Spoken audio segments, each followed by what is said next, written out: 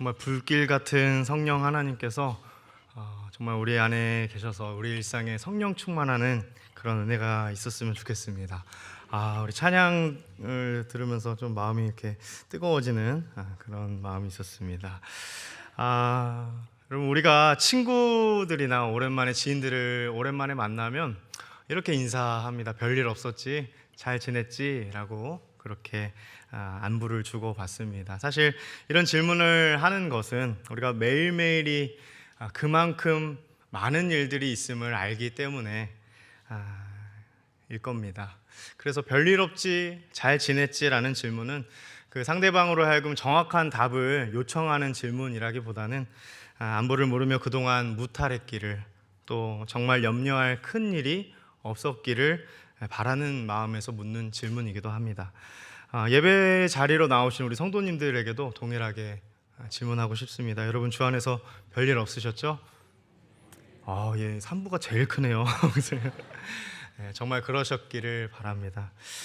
거룩한 하나님의 백성으로 우리가 하나님께 부름받아 나온 저와 여러분들이 오늘 이 주님의 말씀, 귀한 말씀을 대할 때에 우리가 다 제각각의 위치에서 해석하는 그 결에 따라서 말씀이 해석되어지는 것이 아니라 같은 배경 그리고 같은 고민을 하고 있다라는 그 부분에서부터 오늘 주의 말씀을 함께 받으면 좋겠다는 생각이 듭니다. 그래서 한번 이렇게 제가 감히 좀 말씀 한번 드려봅니다. 여러분, 세상에요, 저마다 사연 없는 인생 없고요, 굴곡 없는 가정은 없습니다.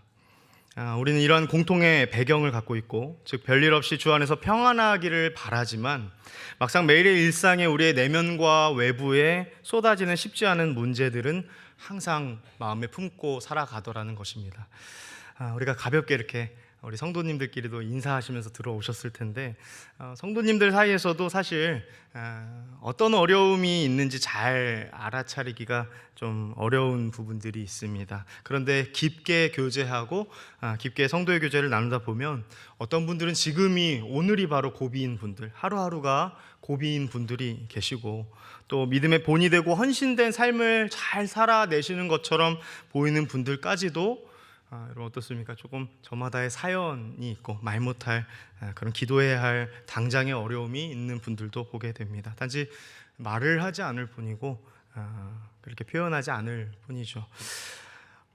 그런 공통의 배경 속에서 우리가 오늘 말씀을 볼 때 오늘 좀 먹고 사는 문제에 대해서 좀 얘기해 보려고 합니다. 유진 피터슨 목사님은 가장 영적인 사람이 가장 현실에 단단히 발을 딛고 있는 사람이다 라고 그랬습니다. 굉장히 공감이 되는 말입니다.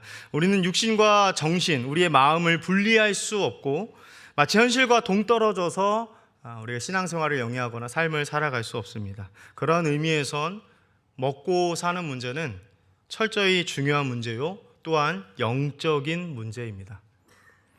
오늘 먹을 음식이 없다면 우린 당장에 먹고 사는 문제부터 고민하지 않을 수 없고, 이것은 단순히 식사를 했느냐 못했느냐의 문제가 아니라 우리의 삶의 생존과 생명과 직결된 문제라고 할 수 있습니다. 여러분들이 많이 오늘 이렇게 주일을 고대하면서 기대하면서 이 자리에 오시고 시간의 일부를 떼어서 하나님께 거룩히 내어드린 것만큼 여기가 참 중요한 시간이고, 하나님께 찬양하고 기도하고 말씀을 듣는 시간이 중요한 만큼이나 먹고 사는 문제로서 주중에 살아가는 일상 역시 더욱더 나의 날 것 그대로를 하나님 앞에 독대하며 바라보아야 하는 영적인 자리라는 것입니다. 그러니 여러분, 이 먹고 사는 문제를 우리는 종종 어떤 경우에는 많이 축소시키거나 마치 아무것도 아닌 것처럼, 마치 신앙이 좀 없는 사람처럼 치부하는 경우가 있습니다. 그것 또한 영적이지 못한 겁니다. 다름 아닌 우리가 발딛고 살아가는 이 평범하고 때로는 이 고단한 일상을 허용하시는 하나님, 그 하나님이 다름 아닌 그 일상에서 우리를 만나주시기 때문입니다. 바라기는 특별히 오늘 먹고 사는 문제로, 또 그리스도인으로 더욱 고민이 많을 이들이, 우리 성도님들이 행여 계시다면 바라기는 오늘 일상을 주목하시는 주께서 주시는 위로와 도전을 얻으시길 예수님의 이름으로 축원드립니다. 여러분, 영화 좋아하십니까? 영화나 연극 같은 거 보면 그 공연을 하는 극장이 있습니다. 소극장이든 어떤 대극장이든지 간에 기본적으로 같은 무대 세팅을 디폴트로 갖고 있습니다. 그것이 무엇이냐면 이 암전되어 있다는 것입니다. 빛을 차단하여서 암전 상태를 의도적으로 만듭니다. 그렇게 해야만 빛을 쏠 때 사람들이 거기에 이렇게 집중하여 보게 되고, 사람들이 순간적으로 어둠 속에서 그 빛을 보면서 숨을 죽일 수밖에 없도록 그렇게 만듭니다. 오늘 본문의 배경이 약간 그런 것 같습니다. 우리가 이제 엘리사에 관련된 말씀을 본문으로 봤는데요. 이 엘리사는 사실 그 앞에 활동했던 선지자인 그의 스승인 엘리야를 같이 좀 병행해서 보시면 좋습니다. 이 엘리야랑 엘리사가 활동한 주전 8세기가 약간 비유하자면 약간 암전, 의도적으로 차단된 암전 상태와 같은 그런 어두운 모습을 비추고 있다는 것입니다. 왜 그런가 하면 사실 여러분, 우리가 열왕기에 관한 말씀을 읽었습니다. 왕들에 대한 이야기입니다. 근데 지금 왕을 주목하고 있나요? 그렇지 않습니다. 선지자에 관한 이야기를 주목하고 있죠. 그러면 왜 왕의 이야기에서 갑자기 선지자의 이야기를 주목하고 있을까? 우리가 보면은 이 지도자인 왕이 하나님의 말씀으로, 율법으로 잘 백성들에게 선한 통치, 하나님의 정의와 공의를 나타내는 그런 통치를 잘 했어야 했는데, 그럼 우리가 이제 역대기나 이 열왕기 같은 말씀을 읽어보면 좀 지치는 게 있죠. 어떤 지침이 있습니까? 죄송합니다. 좀 속된 말로 너무 바보 같은 짓을 계속 반복하는 거예요. 계속 하나님 말씀을 따르지 않고 하나님 말씀을 순종하지 않고 어떻게 합니까? 자기 옳을 길로, 자기가 하고 싶은 대로 행동하는 그런 모습을 비추더라는 것입니다. 그 중에 하나가 외교 정책이었습니다. 외교 정책. 세상의 다른 나라들도 하는 것처럼 의례 똑같이 한 것이겠지만 어떤 외교 정책을 펼쳤죠? 다른 동맹국과 이 정략 결혼을 함으로써 이제 외실을 잘 공고히 하는 거죠. 그러다 보니 결혼을, 그렇게 정략 결혼을 하면 거기서부터 우상이 같이 들어오는 겁니다. 그 중에 하나가 이제 이세벨과 같은 여자였죠. 사람들이 하나님 말씀을 듣기보다는 무엇을 더 따릅니까? 풍요. 점점점 어렵고 살기 팍팍하고 막막한. 사실 여러분, 이 암전 가운데서는 사람들의 그 말씀대로 살지 않으로 인한 이 거대한 사회 안에서의 펼쳐지는 구조적인 악도 있었던 것입니다. 그 안에서 점점점 바알에게 엎드림으로 풍요를 쫓게 만드는, 왕들이 왕의 역할을 제대로 하지 못해요. 백성들은 망가지고 불의와 폭정으로 점점 어떻게 합니까? 그래, 살 길은 제각각 찾는 거야. 살려면 내가 그냥 알아서 아둥바둥 살아가는 거야. 정의와 인애는 실종되고 불의와 폭정 가운데 살 사람은 살아야지 하며 살았던 시대가 이 반복되는 패턴이 열왕기에 등장하는 것이죠. 그 암전 속에 선지자들이 활동합니다. 그래서 여러분, 선지자는 좀 한편으로는 좀 외로웠을 겁니다. 왜 그랬을까요? 여러분, 예를 들어서 어두운 사람에게 야, 너 왜 이렇게 어두워? 라고 하면 좋아합니까? 싫어합니까? 예, 말씀하셔도 됩니다. 좋아합니까? 싫어합니까? 싫어야죠. 그렇죠?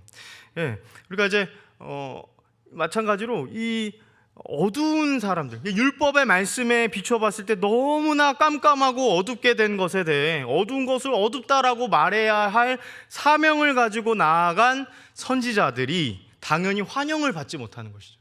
오죽하면 예수님도 고향에서 선지자는 고향에서 환영을 받을 수 없다, 이런 얘기를 왜 하셨겠어요? 그러니까 여러분, 그러한 배경 속에서 오늘의 말씀을 좀 들어가 보면 굉장한 은혜가 있습니다. 어찌 보면 사람들 눈에 걸출한 왕들의 이야기를 잠깐 제쳐두는 거예요. 그리고 나서 우리더러 주목하게 하는 게 어떤 사람입니까? 심지어 이름도 모를 한 선지자의 제자의 가정을 주목하고 있습니다.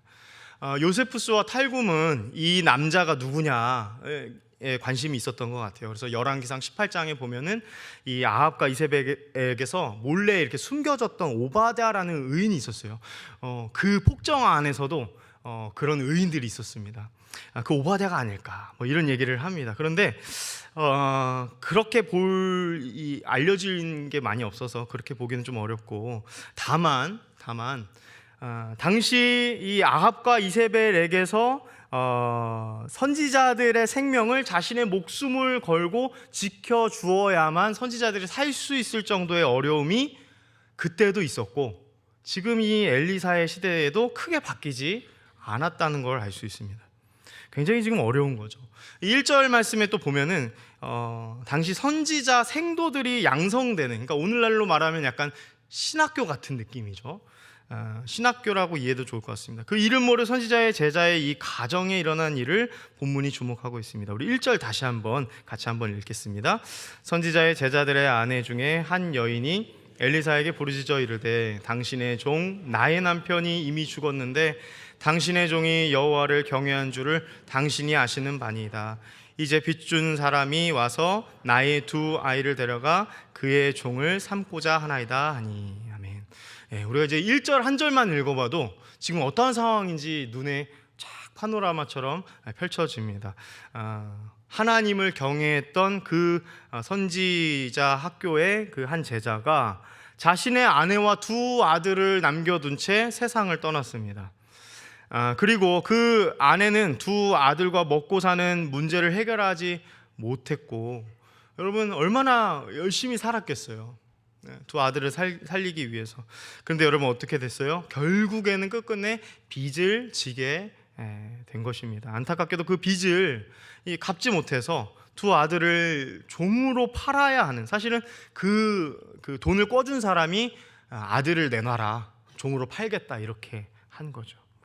상황이 그렇게 좋지 않은 상황입니다.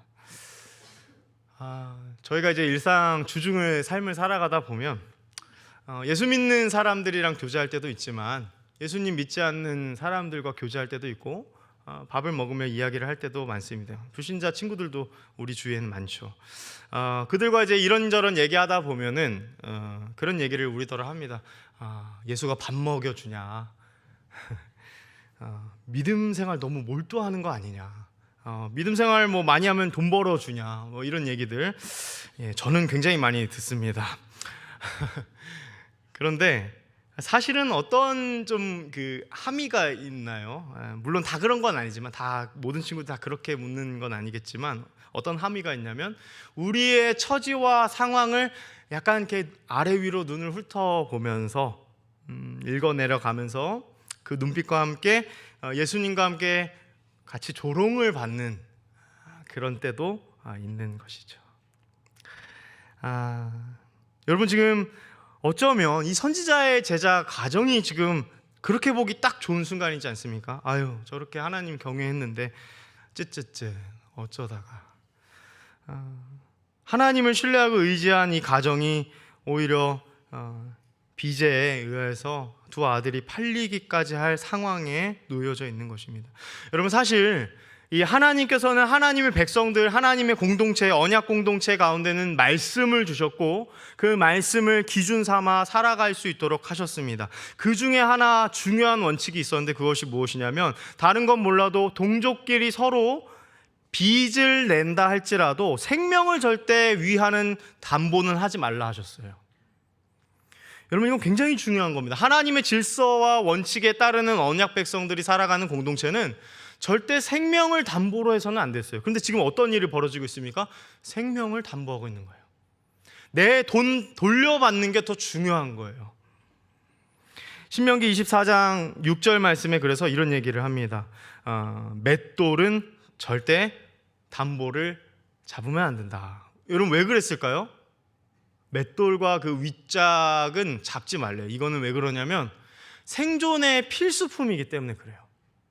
또 동일한 그 24장 13절 말씀에 보면 이 마지막 어떤 이의 마지막 겉옷마저 담보로 잡아서 이렇게 빌려줬다 해도 어떻게 하랍니까? 밤이 되면 돌려주래요. 왜 그랬을까요? 밤 되면 어떻게 돼요? 추워요. 요즘도 좀 춥죠? 근데 여러분 이게 놀라운 말씀입니다. 굉장히 세밀하고 하나님이 이렇게까지 언약 백성들을 디테일하게 사랑한다는 것을 보여주는 본문입니다. 마지막 겉옷밖에 이제는 전당 잡을 게 없는 자에게 그것이 설령 잡힌다 해도 다시 돌려주라는 거예요. 생명을 위해서. 더욱 우리 마음을 슬프게 하는 오늘 본문의 그 포인트는 또 무엇입니까? 하나님을 경외하는 선지자의 가정이라는 거예요. 그러니 사실은 이 엘리사에게 그리고 또 하나님에게 이 과부가 외치는 겁니다. 당신의 종이 여호와를 경외한 줄을 당신이 아시는 바니이다. 모르지 않잖아요. 알고 계시잖아요. 저희 가정이 어떻게 살아왔는지 아시잖아요. 라고 말하는 거예요. 여러분, 우리가 이 본문, 이 과부의 기름이 채워지는 이 기적에 관한 본문이 어떻게 보면 이 엘리야, 스승인 엘리야와 사르밧 과부에게 일어난 그 기적과 비슷하다 생각하실지도 모르겠어요. 그런데 조금 배경이 다릅니다. 엘리야가 사르밧 과부에게 행한 기적은 시돈이라는 이방 땅에서 펼쳐진 하나님의 그 놀라운 그 은혜를 보여준다면, 오늘 본문은 이방 땅이 아니에요. 믿음의 신실한 공동체 안에서, 공동체 내부에서 벌어진 일이었다는 겁니다. 그러니 여러분, 우리가 이 말씀을 계속해서 깊이 묵상하면 묵상할수록 그 층 위를 더 살펴보면 살펴볼수록 좀 거부감이 드는 건 사실이에요. 어떤 거부감이 들죠? 아니, 어떻게 평생을 그 암전과도 같은 시대 속에서 미움받을 용기를 가지고 하나님을 경외했던 그 가정이 이런 비극이 찾아올 수 있을까? 도무지 이해가 되지 않는 겁니다. 특별히 오늘 저는 이 말씀을 준비하면서 여기 중에는 많은 분들이 하나님께 헌신하면서 하나님께 많은 시간을 할애하고 나의 돈과 나의 시간과 나의 어떤 정성들을 하나님 앞에 내어드린 이들이 제 마음에 계속 마음을 밟혔습니다. 행여 내가 이렇게 열심히 정말 교회를 위해 헌신했는데 내 헌신의 끝이 허망한 건 아닐까, 염려하는 할 수 있는 그러한 분들이 자꾸 눈에 밟혔습니다. 물론 저도 그렇습니다. 남부럽지 않게 일상 살아내고 싶죠. 부족하지 않게 살고 싶어요. 그러면서 동시에 신앙생활 잘하고 싶습니다. 두 가지를 다 잘하면 좋겠지만 우리의 인생에 하나님 허락하시지 않을 때도 있어요. 하나님께 헌신된 삶의 끝이 이런 비극이라면 과연 누구의 잘못인 것일까? 저는 이제 오늘 더 제가 목사니까 이 선지자의 제자가 자꾸 저와 이렇게 동질화된 것처럼 좀 보였습니다.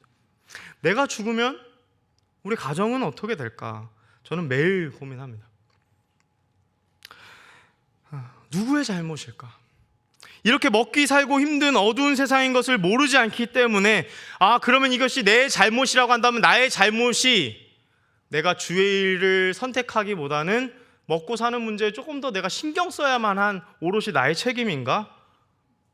라는 생각까지 이를 수도 있는 것이죠.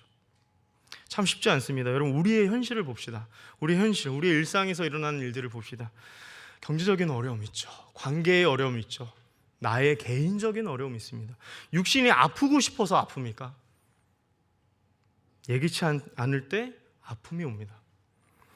여러분, 깨어지고 싶은 부부관계가 있습니까? 아무도 없습니다. 가정의 불화 아무도 원하지 않아요. 엇나가는 자녀 문제, 내가 어디서부터 잘못된 것일까 늘 회개하고 계속 생각할 수밖에 없는 나의 문제들, 정신적인 트라우마. 여러분, 우리가 계속 비교하고 싶지 않아도 자꾸 내가 먼저 비교하게 되는 나의 비교의식, 도무지 끝날 기미가 보이지 않는 우울증과 번아웃들은 우리가 아무리 애써 숨기고 싶다 해서 숨겨지는 게 아니라는 것이죠. 그런데 더 큰 절망이 있습니다. 우리 그리스도인들로서 더 큰 절망이 무엇입니까? 하나님마저도 나를 외면하시는 건가? 라는 절망이 몰려올 때입니다. 여러분, 소유물은 잃을 수 있다고 칩시다. 욥이 그렇게 간절히 절규하고 절규했던 그 40장 넘어서 우리 하나님께서 응답해 주시기 이전까지 그 욥의 그 말이 얼마나 긴지 몰라요. 어디에 포인트가 있었죠? 하나님마저도 나를 외면하시는가? 그런 고민들을 하는 것이죠. 여러분, 이 나오미 아시죠? 우리 나오미, 남편을 잃고 아들도 잃고. 여러분, 나오미를 생각하면 딱 이해하기가 좋습니다. 율법의 공동체 안에서 제 기능을 하지 못하는 한 가정의 아픔은 사실 여러분, 하나님께서 질서 가운데 가정에 남자가 있어야 법한 율법의 보호를 받을 수 있도록 그냥 하나님이 그렇게 질서를 정해 놓으셨음을 우리가 말씀을 통해서 계속 읽어갈 수 있습니다.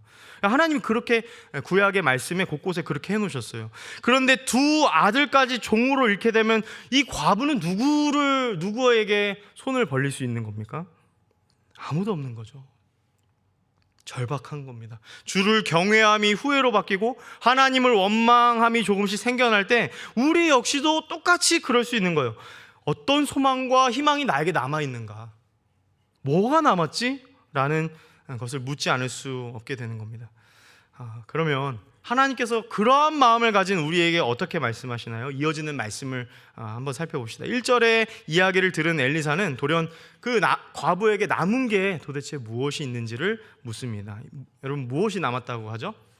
네, 기름 한 그릇. 기름 한 그릇. 그런데 한 가지 이상한 요구를 합니다. 그 이웃들에게서 빈 그릇을 많이 빌려서 두 아들과 함께 문을 닫고 그 한 그릇을 잘 부어서 모든 그릇에 기름을 부으라고 하는 것입니다. 그런데 놀라운 일이 벌어졌죠. 하나님께서 기적을 베푸시는데 그 기름에 모든 빌린 그릇에 기름이 다 차고도 넉넉해진 것입니다. 여러분, 이 말씀도 한번 우리가 깊게 생각해 볼 필요가 있습니다. 하나님이 기적을 베푸실 때 다른 어떠한 것으로도 기적을 충분히 이루실 수 있었습니다. 그런데 과부에게 그러는 거예요. 무엇이 남아있지? 그리고 그 남은 것을 가지고 하나님이 그 남은 것을 통하여서 기적의 매개로 삼으셔서 하나님이 그 어려움을 피하도록 하신다는 것입니다. 여러분, 정말 무엇이 남았을까요? 이 과부에게 무엇이 남았을까요? 아니, 우리의 삶에는 도대체 무엇이 남아 있습니까? 하나님을 경외하는 자의 가정에 여전히 신실하게 하나님이 남아 계시는 줄 믿으시길 바랍니다. 여러분, 구약의 용어로 이를 고엘이라고 합니다. 고엘이라는 말 자체가 속전을 주고 구제하다라는 뜻의 동사에서 유래한 이 구속자, 구원자라는 뜻을 가져요. 그래서 하나님이 법을 만드셨습니다. 제도적인 고엘을 만드셨어요. 보호해줄 남자가 사라진 가정, 도대체 누가 돌봐야 합니까? 그 사람에게 가까운 남자가 율법에 신실하여서 그렇게 가정을 돌보도록 했어요. 그런데 지금 이 과부는 어떤 상황입니까? 그런 인간적인 고해를 할 사람이 없는 거예요. 그래서 누가 대신 나서주시는 것이죠? 하늘의 고해 대신 우리 하나님께서 친족보다, 혈육보다 훨씬 더 가까우신 이가 되어주심을, 내가 바로 그 먹고 사는 문제에 내가 너를 도울 이임을 그렇게 말씀하시며 남아 계신다라고 말씀하시는 것입니다. 우리 매년 5월은 우리가 가정의 달로 가정을 생각해 볼 수 있는 참 좋은 날입니다. 저도 이 5월 달만 되면 착한 아빠가 되려고 굉장히 노력을 많이 합니다. 늘 부족한 아빠지만. 그런데 여러분, 어떤 이들에게는 이 5월의 가정의 달이라는 이 타이틀만으로도 굉장히 그냥 다른 사람들을 신경 쓰고 마음이 조금 불편해지는 그런 분들이 참 많이 있습니다. 그분들의 잘못이 아니에요. 그런데 그런 마음이 들죠. 아이가 생기지 않거나 여러 사정으로 결혼하지 않거나 편모 가정, 이혼 가정, 이혼의 위기를 겪고 있는 가정들, 온 가족이 여러 큰 일을 당해서 그냥 가족들만 생각하면 양가 감정이 있는 거예요. 미워하기도 하면서 사랑하기도 하면서. 여러분, 그러한 고생함의 마음을 갖고 있고 아픔의 마음을 갖고 있는 분들에게는 바라기는 오늘 이 말씀과 우리 시편 68편 5절의 말씀이 위로가 될 수 있기를 간절히 소망합니다. 우리 같이 한번 읽겠습니다. 그의 거룩한 처소에 계신 하나님은 고아의 아버지시며 과부의 재판장이시라. 아멘. 여러분, 고아의 아버지시며 과부의 재판장이시라.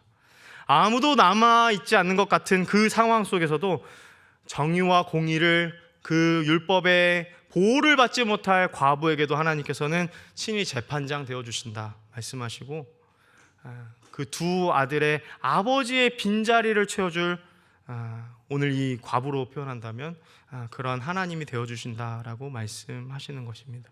여러분, 기적을 통해서 그러한 하나님 되심을 직접 증거하시고 나타내 보여주신 것입니다. 그렇다고 한다면 여러분, 오늘 저와 여러분들에게는 이 과부의 이 가정의 기름 한 그릇의 그 기적과도 같은 그런 확증이 우리에게는 어떤 부분에서 그러한 것이라 말할 수 있을까요? 저와 여러분들은 예수 그리스도를 믿는 것, 내가 전심으로 정말 하나님의 자녀가 되었다는 것을 믿는 것이 우리에겐 그러한 기적 중에 기적인 줄 믿으시길 바랍니다. 로마서 11장에서 이사야 말씀을 인용해요. 고엘이라는 말을 인용하면서 대대의 후손, 그 언약 백성들에게 영원히 세우실 그 구속자 고엘에 대한 그 언약을 이루셨는데 그게 바로 예수 그리스도, 예수님이라고 말합니다. 서신서에서도 온통 그런 얘기를 하는 거예요. 예수님은 사망에서 건지시고 건지실 분이다. 흑암의 권세에서 건져내사 그의 사랑의 아들의 나라로 옮기신 분이시다. 속전을 이루사 우리 생명을 구하신 분이시다. 여러분, 우리는 그러한 은혜를 입었습니다. 우리에게 과연 무엇이 남아있는가? 여전히 우리 주님이 남아 계신 줄 여러분 믿으시길 바랍니다. 특별히 저는 우리 오늘 주일도 참 중요하지만 이제 주중에 갔을 때, 특별히 이제 사내로 이제 회사든 여러분 직장이든 갔을 때 우리가 또 일평 남짓한 그 사무실 공간에서 열심히 또 일을 분주히 하다가도 여러분 지칠 때가 있으실 거예요. 그때마다 여러분 하나님을 좀 생각해 보셨으면 좋겠습니다. 그러면 하나님 반드시 여러분들에게 말씀으로 말씀하실 겁니다. 깜깜한 있는 중에 내가 여전히 남아있다. 그렇게 여러분들의 일상에서 여러분들이 위로받을 수 있길 간절히 소망합니다. 여러분, 세 번째입니다. 여러분, 과부의 그 이후의 이야기를 좀 주목하고 싶습니다. 우리 7절을 같이 한번 읽겠습니다. 그 여인이 하나님의 사람에게 나아가서 말하니 그가 이르되 너는 가서 기름을 팔아 빚을 갚고 남은 것으로 너와 내 두 아들이 생활하라 하였더라. 아멘. 자, 여러분, 그 놀라운 기적을 입었던 이 과부가 달려가서 이제 엘리사를 하나님의 사람이라고 표현하죠. 하나님의 사람에게 말을 하는 겁니다. 그때 하나님께서 이 엘리사를 통해서 무엇을 명령하시는가 하면 일상을 살라, 생활하라 라고 말합니다. 여러분, 우리가 큰 어떤 은혜를 입었을 때 그래, 너 이제 내가 이렇게 해줬으니까 그거 갚으면서 평생 살아, 이렇게 할 수도 있잖아요. 근데 속전의 값을 하늘의 아버지로 받은 이들이 앞으로 해야 될 일이 있다면 아주 단순 명료하게도 지금의 일상을 우리 주님과 함께 살라, 이렇게 얘기하는 겁니다. 여러분, 저는 이 본문이 이 입양이라는 교리가 있습니다. 우리 구원의 여러 가지 언어 중에 입양이라는 단어가 있어요. 하나님이 우리를 속전하시고 거기서 그냥 구원의 티켓만 주는 것이 아니라 하나님의 양아들, 하나님의 그 양자로 삼으셔서 우리가 그 아들, 그 딸, 하나님의 사랑하는 자녀로 살아가는 것, 그 구원의 놀라운 은혜를 입양으로 표현을 합니다.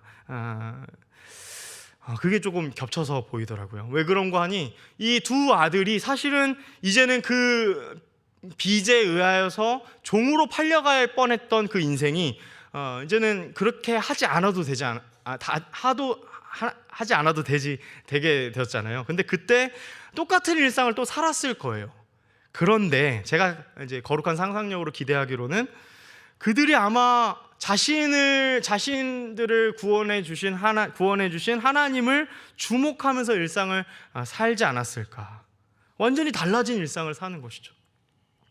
러셀 무어의 입양의 마음이라는 책이 있습니다. 이 러셀 무어라는 분이 러시아의 국적을 가지고 있는 두 아이를 입양하면서 하나님께서 우리를 그렇게 독생자 아들을 내어주시고 우리를 입양하심이 이러한 은혜겠구나라는 걸 잘 풀어서 설명한 아주 좋은 책입니다. 근데 그 책에서 이런 얘기를 합니다. 제가 한번 읽어드리겠습니다. 예컨대 그의 아버지는 그 이제 입양하는 자녀의 친아버지를 말합니다. 그의 아버지는 살인자에 어머니는 마약 중독자로 아무도 입양을 원하지 않던 그 아이를 당신이 입양해 왔다고 치자. 그런데 그 아이 역시 종종 그의 부모와 같은 공격적인 성향을 보일 때 당신의 친자식을 당신은 과연 입양아와 함께 둘 수 있겠는가? 과연 그 아이를 친자식과 동일하게 당신은 사랑할 수 있겠는가? 라고 묻습니다. 여러분, 하나님께서 죄의 자녀, 죄의 지배를 받던 우리들을 그렇게 사랑하셔서 우리도 그런 은혜를 입었다는 것입니다. 사람들이 러셀 무어에게 그런 얘기를 한다는 거예요. 정말 이 아이들이 친아이들이 맞아요? 라고 사실 되게 무례한 질문을 들을 때 그게 상당히 이제 마음에 걸리면서도 동시에 역설적이에도 하나님의 입양하심이, 우리를 그렇게 양자 삼으심이 이러한 은혜겠구나라는 것을 깨닫는다는 것입니다. 갈라디아서 4장 4절부터 7절 말씀 중에 이런 얘기가 있습니다. 율법 아래 있는 자들을 속량하시고 우리로 아들의 명분을 얻게 하려 하심이라. 너희가 아들이므로 하나님이 그 아들의 영을 우리 마음 가운데 보내사 아빠 아버지라 부르게 하셨느니라. 그러므로 내가 이후로는 종이 아니요 아들이니 아들이면 하나님으로 말미암아 유업을 받을 자니라. 아멘. 여러분, 우리 하나님은 멀리 계신 것 같아 보여도 가까이에 계십니다. 친밀한 분이십니다. 여러분, 오늘 이 엘리사를 통하여 하나님 보여주신 이 기적의 말씀은 그냥 하나님이 먹을 것, 먹고 사는 문제를 해결해 주셨다가 포인트가 아닙니다. 하나님이 친히 고해일이 되어주시고 구속자가 되어주셔서 너무나 가까이에 계신 분으로 우리를 사랑하셨다라는 말입니다. 여러분, 사랑의 척도는 가까움에 있어요. 감히 어떻게 우리 입으로 하나님을 아빠 아버지라 부를 수 있으며, 감히 어떻게 우리가 하나님의 자녀라고 불림받을 수 있습니까? 그런데 그러한 상상도 못할 일이 우리 삶에 펼쳐졌습니다. 그러니 오늘 현실이 너무나 척박할지라도 우리는 과부의 두 아들에게 일어난 기적처럼 하나님의 기적으로 우리는 입양받았고 하나님을 의존하며 살아갈 수 있습니다. 얼마 전 운전 중에 아내랑 이런 얘기를 나눴습니다. 이게 차가 쌩쌩 다니는데 도로 위 자동차를 보면 자꾸 우리 인생 같다는 거예요. 그래서 무슨 말인가 들어보니까 때로는 빠르게 달리기도 하고 각기 제각각 형형색색의 차도 너무 다르고, 뭐 어떤 차는 느리게 가기도 하고 갑자기 차선도 바꾸기도 하고, 어떤 때는 또 기분 나쁘게 끼어들기도 해요. 그죠? 끼어드는 거 굉장히 화가 납니다. 그죠? 혼자 운전하는 사람도 있고 조수석에 앉아 있는 분도 있고 가족이 같이 타고 있기도 하고, 때로는 막 가족들 중에 한 명이 내리기도 하고, 그렇습니다. 듣고 보니 맞는 말 같더라고요. 여러분, 지금 우리는 인생을 여러 방식으로 운전 중에 있습니다. 여러분, 하나님께서요 우리에게 요구하시는 1차적인 본분은 여러분 우리의 일상을 잘 살아내는 것입니다. 하나님의 영광 자체인 우리가 하나님의 영광의 그 빛을 반사하는 하나님의 자녀답게 우리의 인생을, 삶을 주와 함께 살아내는 것에 있어요. 여러분, 우리가 처음에는 예수를 믿지 않을 때는 우리 운전대 잡고 어느 길로 어떻게 운전해야 될지 모르겠고 심지어 종착지가 어딘지도 모르겠고 막 헤매잖아요. 저도 처음에 운전할 때 사고 많이 냈습니다. 무섭잖아요. 그럼 운전대만 잡고 앞에만 보는 거예요. 그런데 점점 어떻게 됩니까? 이제 익숙해지면 풍경도 보게 되잖아요. 마찬가지로 하늘의 아버지께 우리 인생의 운전대를 맡겨드리면 우리가 그 옆에서 좀 편히 쉬기도 하고, 피곤하면 좀 눈도 붙일 수 있고, 막 덜덜덜 가는 자갈길 가더라도, 초행길 가더라도 우리가 좀 안심하고 갈 수 있는 거죠. 간단하지만 이 심오한 입양의 은혜, 이 의존의 기쁨을 일상에서 놓치지 않고 살아갈 수 있는 저와 여러분 될 수 있길 간절히 소망합니다.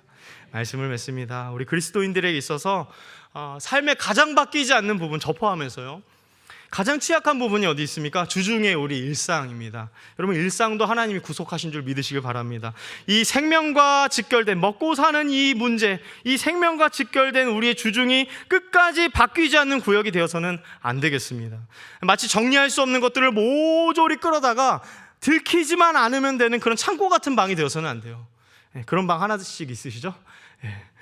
격리된 신앙인으로 살아가서는 안 되겠습니다. 우리 일상 어떻게 해결받을 수 있습니까? 여러분, 성경은 절대 각자 도생해서 신앙생활 제주껏 하고 우리 삶의 어려움도 제주껏 풀어내라고, 나의 책임에만 있는 것이라고 그렇게 말하지 않습니다. 그건 복음이 아닙니다. 성경은 오히려 하나님이 고아의 아버지, 과부의 재판관이 되어주시고 하나님을 경외하는 한 가정을 돌보시고 기억하신다 말씀하셨습니다. 하나님이 경외하는 자들의 일상을 돌보신다는 겁니다. 그러니 여러분 이 말이 부디 아무것도 하지 말고 손 놓으라는 그런 해석의 방향으로 가지 않기를 원합니다. 손 잡아 주시는 그 주님 손 붙들며 우리 하루를 생활하며 하나님께 영광을 올리자는 이야기입니다. 남은 것으로 너와 두 아들이 생활해라. 그렇게 살아가실 수 있기를 간절히 소망합니다. 마지막으로 권면드립니다. 여러분, 교회로서 우리 교회에게 부탁드립니다. 먹고 사는 문제의 필요를 교회 안에서도 나누십시오. 우리 교회 안에서도 사각지대에 있는 이들이 너무나 많습니다. 위더스나 국률사역팀 사역이나 조금 더 깊이 삶을 가까이서 살피는 사역들에 동참하십시오. 목장과 전도에서 탈진하고 힘들어하는 그 도움이 필요한 지체들을 환난 중에 돌보아주는 참된 경건이 우리 안에 있기를 원합니다. 여러분, 회사 안에서도 주중에서 그 공동체 안에 복음으로 함께 무장할 동역자가 되어주시길 바라고 그들의 쉴 그늘이 되어주시길 간절히 소망합니다. 그래서 우리의 빈 그릇을 매일의 양식으로 채우시는 하나님의 넉넉함을 따라서 우리가 또한 하나님의 그 일하시는 손과 발이 되어서 하나님의 남아 계심을, 우리와 함께 계심을 또 우리가 나타내는, 우리 일상이 거룩함으로 변모되어 하나님을 노래하는 일이 많아지길 간절히 소망합니다. 우리 다 같이 일어서서 우리 마지막 찬양으로 주 앞에 나아가십시다.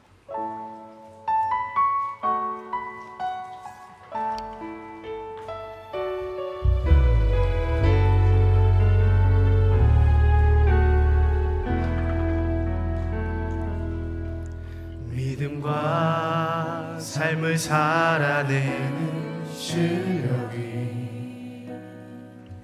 너무나 다른 내 모습을 볼 때 이 모습도 주가 사랑하실까? 자신 없는 내 모습 그저 주님 앞에 있네. 나 같은 자도 사랑하여 주시고 한 번도 나를 떠나지 않으셨네. 아픔 속에 주를 작게 여긴 나 부지치 않으시고 내 손 잡아주시네. 오직 주님 안에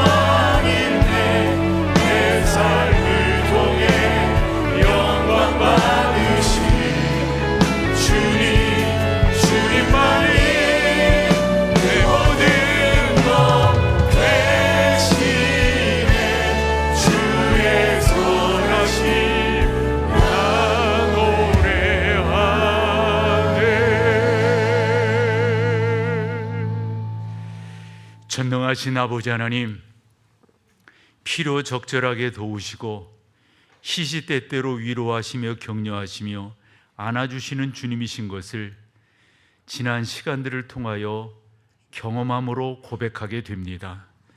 하나님, 우리 사랑하는 성도들 예배자로 섰사오니 예배를 받으시기에 기뻐하시는 주여, 위로하시고 격려하시고 주님 안에 승리할 수 있도록 인도하여 주시옵소서. 더러는 내가 내 안에 있는 나를 바라보며 실망할 때도 있지만, 그러나 그 실망을 뒤로 하고 하나님이 나를 사랑하시는 그 사랑이 얼마나 큰지를 깨닫기에 앞으로 나아가게 되는 줄로 믿습니다. 하나님, 우리 사랑하는 성도들 보호하시고 인도하시고 지키시고 함께 하셔서 자녀들이 복되게 하시고 하시는 일들마다 주의 은혜를 경험케 하옵시며, 하나님이 나의 하나님 되심을 간증하고 찬양하고 영광 올려드리기에 부족함이 없도록 성령 하나님 이 또한 인도하여 주옵소서. 얼마 안 있어서 우리의 리더를 뽑게 되는 선거가 있습니다. 저희의 한결같은 소망과 기도는 아버지여 긍휼히 여겨 주셔서 성경에 분명한 성경이 가르치는 것에 온전한 리더들이 선택되기를 소망하오니 주님 은혜를 베푸시고 인도하여 주시옵소서. 이제는 우리 주 예수 그리스도의 놀라우신 은혜와 아버지 하나님의 그 크신 사랑하심과 성령 하나님의 인도 역사 교통 충만케 하심이 귀한 여러분 가운데 이제로부터 영원토록 함께 계실지어다. 아멘.